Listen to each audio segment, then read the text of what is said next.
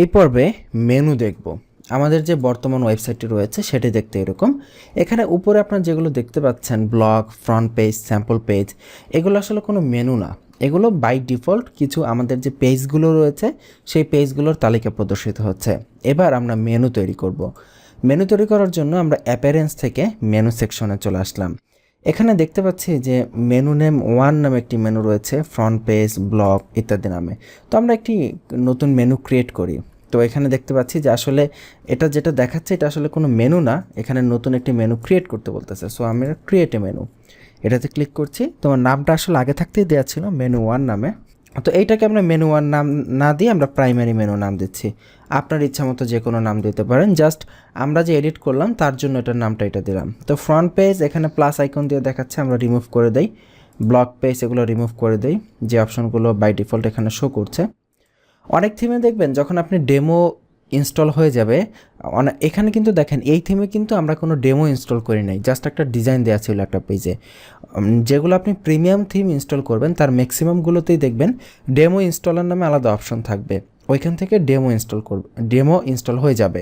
তো যখন demo install হবে তখন এই মেনু টেনু সহ চলে আসবে অনেক থিমে। তো এখানে আমরা জাস্ট পোস্টের জায়গায় এখানে কাস্টম লিঙ্ক, এখান থেকে প্রথমে আমরা লিখি হোম দিয়ে আমরা হ্যাশট্যাগ দিচ্ছি, কোনোটাকে আমরা লিঙ্ক দিচ্ছি না, জাস্ট দেখানোর জন্য হোম। তারপরে ধরেন এখানে কন্ট্যাক্ট আস এটাও দিলাম, এটাও হ্যাশট্যাগ। আচ্ছা সরি, এটা হ্যাশট্যাগ হবে না, শুধু হ্যাশ হবে, আমি হ্যাশট্যাগ বলে ফেলতেছি বারবার। আচ্ছা এখানে আরও কিছু সেকশন আছে, ধরেন অ্যাবাউট, এটাও হ্যাশ মানে ডেড লিঙ্ক। আচ্ছা এখানে এটার সিস্টেমই হচ্ছে এরকম যে প্রতিটা মেনুর সামনে এরকম প্লাস আসবে, এখান থেকে আমরা আইকন চুজ করতে পারবো। যেমন হোমের জন্য এই আইকন, কন্ট্যাক্ট আসার জন্য যদি কন্ট্যাক্ট নামে কোনো আইকন থেকে থাকে এখান থেকে আমরা দিতে পারবো। দেখি এখানে টেলিফোন নামে কোনো আইকন আছে কি না, টিভি নামে আইকন আছে মানে টেলিভিশন। কন্ট্যাক্ট নামে কোনো আইকন নেই, এখানে মোবাইল নামে কোনো আইকন আছে কি না, হ্যাঁ মোবাইল নামে আইকন আছে। ওকে, অ্যাবাউট আস আমরা যে কোনো একটা দিলাম আর কি, এখানে এত ইম্পর্ট্যান্ট না, ধরেন এই তিনটাই রাখলাম, সেভ চেঞ্জেস দিলাম দিয়ে এবার যদি আমরা আমাদের থিমটা রিফ্রেশ করি দেখব এই তিনটা অপশন এখানে চলে এসেছে। সরি আবার আচ্ছা ঠিক আছে, এখন বলুন তো এখানে একটি বিষয় আছে, আপনার কাছে প্রশ্ন আমার, যে ভিডিওটা অফ করে এটা আপনি ভাববেন, এখানে আমরা মেনুটা ক্রিয়েট করলাম, মেনুটা ক্রিয়েট করার পরেও এখানে আসলো না কেন? এই ভিডিওটা এখানে পজ করবেন, পজ করে এটা আইডেন্টিফাই করবেন কেন আসলো না, তারপরে এরপরে শুরু করবেন। আশা করি অনেকেই করেছেন এবং বুঝতে পেরেছেন। এটার কারণ হচ্ছে মেনুতে শুধু ক্রিয়েট করলেই হবে না, আমাকে মেনুর লোকেশন ঠিক করে দিতে হবে। তো মেনুর লোকেশন আমরা এখান থেকেও ঠিক করতে পারি, বা এখান থেকে মেনুটাকে সেভ করে নিলাম, সেভ করে এই যে ম্যানেজ লোকেশন এখান থেকেও আমরা মেনুটাকে চেক করে দিতে পারি। যেমন এই যে প্রাইমারি মেনু, এখান থেকে আমরা প্রাইমারি মেনু যেটা আমরা এইমাত্র ক্রিয়েট করলাম সেটাকে দিয়ে দিতে পারি। দিয়ে এবার যদি রিফ্রেশ করি তাহলে দেখব এবার আমাদের মেনুটা চলে এসেছে, লোড হচ্ছে, এই যে দেখুন আমাদের মেনু চলে এসেছে। তবে এখানে মেনু তৈরি করার প্রধান উদ্দেশ্য এটা না, প্রধান উদ্দেশ্য হচ্ছে আমরা যদি ডেমোটা দেখতাম এই থিমের, আমরা পুনরায় চলে যাচ্ছি, জেলে লাইট থিম ডেমো, আমার বানাম ভুল হয়েছে, তো যাই হোক এই থিমের ডেমোটা যদি আমরা দেখি সেখানে আপনাদের নিশ্চয়ই স্মরণ আছে মেনুর বিভিন্ন অপশনে আমরা যখন ক্লিক করেছি তখন সেই অপশনে সেটা চলে গেছে। যেমন এখানে যে টেস্টিমোনিয়ালে ক্লিক করলে টেস্টিমোনিয়াল অপশনে চলে এসেছে, টিমে ক্লিক করলে টিমে চলে এসেছে। এই কাজটা কিভাবে করেছে? তো এটা করার জন্য আমি প্রয়োজনে এডিট মেনু থেকে আরও দুইটা লিঙ্ক নিয়ে নিচ্ছি। আচ্ছা লিঙ্কটা পরে নিচ্ছি। এখন এই কাজটা ওরা কিভাবে করলো, এই কাজটার জন্য আমাদের ডকুমেন্টেশনে হেল্প নিতে হবে। ডকুমেন্টেশনে চলে যাচ্ছি, এখানে আমরা দেখেছিলাম, আপনাদের নিশ্চয়ই স্মরণ আছে, এই যে কোন সেকশনে যেতে হলে কোন মানে আইডি দিতে হবে লিঙ্ককে, এখানে সেটা প্রদর্শন করছে। যেমন আমরা এখানে মেনুতে কি দিয়েছি, এখানে কন্ট্যাক্ট দিয়েছি, অ্যাবাউট দিয়েছি। তো অ্যাবাউট আস সেকশনের জন্য আমাদেরকে হ্যাশ অ্যাবাউট দিতে হবে। তো অ্যাবাউট আমরা চলে যাই, এই যে লিঙ্কের জায়গায় হ্যাশ অ্যাবাউট। কন্ট্যাক্ট আসার জন্য আমাদেরকে কি দিতে হবে, এখানে কন্ট্যাক্ট কোথায়, এই যে হ্যাশ দিয়ে কন্ট্যাক্ট দিতে হবে। তো এখানে কন্ট্যাক্টের জন্য হ্যাশ দিয়ে কন্ট্যাক্ট। এখান থেকে ধরেন আমি যদি আরও এখানে নিতে চাই, এখানে কি আছে, ধরেন আওয়ার টিম আছে, হ্যাশ দিয়ে টিম দিলাম। তো এখানে কাস্টম লিঙ্ক, এখানে আওয়ার টিম লিখতেছি এবং এখানে হ্যাশ দিয়ে টিম, এবার অ্যাড টু মেনু। তো মেনুতে চলে আসলো অপশানগুলো, আমরা সেভ মেনুতে দেই, দেখি আসে কি না, কারণ আমরা চাচ্ছি ডেমোর মতো করতে, জাস্ট ডেমোতে যেমন ছিল সেরকম, শুধুমাত্র ইনফরমেশনগুলো ক্লায়েন্টের হবে। দেখি কন্ট্যাক্ট আস, দেখুন এই যে আমাদের কন্ট্যাক্ট আস সেকশনে চলে আসলো, অ্যাবাউট সেকশনে চলে আসলো। এখানে আওয়ার টিম চলে আসলো। আচ্ছা, যখন আমি নিচে যাচ্ছি এখানে একটা জিনিস লক্ষ্য করুন, এখানে কিছু অংশ কেটে যাচ্ছে, তাই না? উপর থেকে কিছু অংশ কেটে যাচ্ছে। এটা নিয়ে ঘাবড়ানোর কিছু নাই। এটা হচ্ছে যখন আপনি ওয়ার্ডপ্রেসে লগ ইন করা থাকবেন তখন উপরের এই প্যানেলটি সবসময় থাকে, তো এইটা ওই প্যানেলের নিচে ঢাকা পড়ে গেছে। তো এই ওয়েবসাইটটা যদি আমরা কোনো ইস্যু দেখি ইনকগনিটো মুডে, যেখানে লগ ইন করা থাকবে না, এরকম কোনো একটি মুডে দেখলে আমরা দেখব সব কিছু ঠিক আছে, ওপরে ওই প্যানেলটা থাকবে না, সো এই সমস্যাটা হবে না। নিচের দিকে যাচ্ছি, এই যে দেখুন এখন সব কিছু ঠিকঠাকভাবে শো করতেছে। কন্ট্যাক্ট আসতে দিলে কন্ট্যাক্ট, অ্যাবাউটে দিলে অ্যাবাউট, এভাবে এমনকি যে অপশনটা অ্যাক্টিভ করা আছে সেই অপশনটা এখানে কালার চেঞ্জ হয়ে যাচ্ছে। তো এইভাবে আমরা মেনুটাকে চুজ করতে পারি।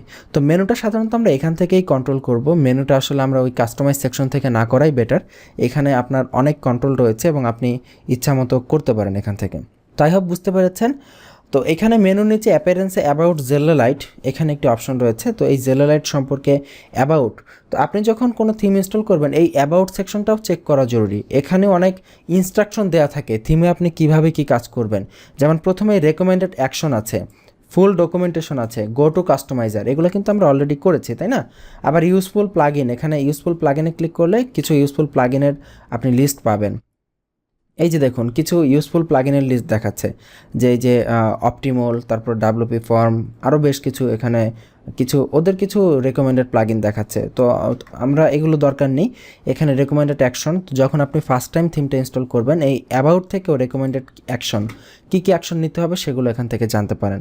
তবে আসলে যেটা হচ্ছে যে আমরা তো থিম কাস্টমাইজার হব, আমরা তো আর ক্লায়েন্ট না যে আমাদেরকে একটা একটা দেখে দেখে দেখে দেখে সব কাজ করতে হবে। আমরা শুধুমাত্র ওই বিষয়গুলো দেখব যেই বিষয়গুলো একটু আনকমন, যেগুলো কমন বিষয় এগুলো তো আমাদের আগে থাকতেই শেখা থাকবে। তো এগুলো তো আমরা এই কোর্স থেকেই শিখে যাব। সো আমাদের তো একদম এতটা আমরা বাচ্চা থাকবো না যে আমাদেরকে একদম এ টু জেড সব দেখে কাজ করতে হবে। তো প্র্যাকটিস করতে করতে আপনাদের এমন একটা সময় হয়ে যাবে আপনি থিম ইনস্টল দিলেই দুই একটা অপশন দেখলেই বুঝতে পারবেন যে আসলে কিভাবে কি করতে হবে। তো এইটা এক পর্যায়ে হয়ে যাবে, কিন্তু তারপরেও এমন অনেক থিম বের হবে যেগুলো দেখে সহজে বোঝা যায় না। এখনও এমন নতুন নতুন এমন থিম বের হয় যেগুলোর মানে কাস্টমাইজেশন সিস্টেম অনেক কমপ্লেক্স। তো সেই থিমগুলোর ডকুমেন্টেশনের হেল্প নিলে আবার খুব সহজে সেগুলোকে কাস্টমাইজ করা যায়। তো এই ছিল এই পর্ব। এরপরে দেখুন থিম এডিটর আছে। আচ্ছা দেখি পর্বটা শেষ করার আগে থিম এডিটরটা দেখিয়েই দিই আপনাদেরকে। ও আচ্ছা, এই থিম এডিটর হচ্ছে ওই যে আমরা বেসিক এডিটর দেখেছিলাম না, যে থিমের যে ফাংশনালিটি এডিট করা, যেমন স্টাইল ডট সিএসএস ফাইল যদি এডিট করার প্রয়োজন পড়ে ফাংশন ডট পিএইচপি, তো এইটা হচ্ছে সেই অপশন। আই আন্ডারস্ট্যান্ডে ক্লিক করছি, এখান থেকে ফাংশন ডট পিএইচপি আছে, থিমের ফুটার ডট পিএইচপি। ধরেন এই যে এই থিমের নিচ থেকে এই লেখাটা রিমুভ করার অপশন আমি এখনও পেলাম না কোর্সের ভেতরে, যে এই রিমুভ করার অপশনটা এটার ভেতরে থাকতে পারে কোথাও, কিন্তু আমি তো আর সব অপশন দেখি নাই, বা আমার আসলে এরকম কোনো প্রিপারেশনও ছিল না যে একদম থিমের এ টু জেড সব দেখে আপনাদের সামনে একদম মুখস্থ একটা উপস্থাপন দিব, বিষয়টা এমন না। তো আপনারা এটি কাস্টমাইজ করতে করতে যদি কখনো অপশনটা পেয়ে যান আমাদেরকে জানিয়ে দিবেন, তো তাহলে আমরা আমাদের অন্যান্য স্টুডেন্টদের সাথে শেয়ার করে দিতে পারবো।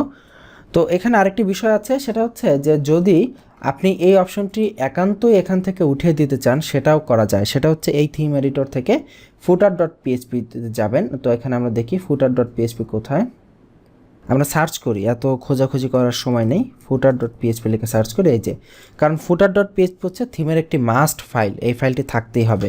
ফুটার ডট পিএইচপির ভেতরে এই লেখাটা লিখে আপনারা সার্চ করবেন, এই যে ডেভেলপ বাই। তো এই ডেভেলপ বাই লেখাটা লিখতেছি, এটা হচ্ছে স্ট্যাটিক লেখা, বাকিগুলো ডাইনামিক হতে পারে। এখান থেকে ডেভেলপ বাই লিখে সার্চ করতেছি, এই যে দেখুন এখানে চলে এসেছে, এই যে ডেভেলপ বাই জেরিফ লাইট। তো এখানে আপনি এটাকে চেঞ্জ করে দিতে পারেন, যেমন এখানে জেল্লি লাইট যে কথাটা লেখা আছে, থিমের নামটা আছে প্রথমে, ধরেন আমি এখানে আইটি বাড়ি দিয়ে দিলাম, ঠিক আছে, আমার প্রতিষ্ঠানের নাম দিয়ে দিলাম। এরপরে ডেভেলপ বাই আব্দুল কাদের, বা এখানে ডেভেলপ বাই না দিয়ে কাস্টমাইজড বাই অথবা ওয়েবসাইট বাই আপনার নাম দিয়ে দিলেন, কারণ থিমটা তো আর আপনি ডেভেলপ করেন নাই, কথাটা তো আর সত্যি হলো না, তাই না? থিমটা তো আরেকজন ডেভেলপ করেছে, হ্যাঁ আপনি এটাকে কাস্টমাইজ করেছেন, সেই হিসেবে আপনি একজন ওয়েব ডেভেলপার, বা আপনি ওয়েবসাইট বাই ওয়েবসাইট আপনি যেহেতু, অথবা আপনি যেহেতু এটা ইউজ করতেছেন, কারণ তারা তো এটা ফ্রিতেই দিয়েছে, যে কেউ এটাকে ডেভেলপ করতে পারবে, তো এটা তো ফ্রিতে দিয়ে তারা আপনাকে ওয়েবসাইট করার পারমিশন দিচ্ছে। তো আমরা এখানে এত ঝামেলায় না যাই, আমরা ওয়েবসাইট বাই লিখে দিলাম, আপনি আপনার মতো করে এডিট করে দিবেন, কপিরাইট টেক্সট দিয়ে দিবেন, দিয়ে এটা যদি আপনি এবার রিফ্রেশ করেন তাহলে দেখবেন এটা চেঞ্জ হয়ে গেছে। এই যে দেখুন আপনার লেখাটি চেঞ্জ হয়ে গেছে। ও আচ্ছা, এখানে থিম আইসের লেখাটা চলে এসেছে, এটা মেবি একটা পিএইচপি কোড দিয়ে করা হয়েছে। আমরা একটু আবার যাই, আমরা পুনরায় দেখি, এটাকে এখানে সার্চ করি, এন্টারে প্রেস করতে হবে। আচ্ছা এটা কোথায় গেল? ও আচ্ছা, এটা তো এখন আর ডেভেলপ বাই নাই, এটা আছে এখন ওয়েবসাইট বাই। এই যে ওয়েবসাইট বাই, এই যে থিম আইসেল জেরিফ রাইট, এখানে রিলেশন। ও আচ্ছা, এখানে লিঙ্ক দেওয়া আছে থিম আইসেলের।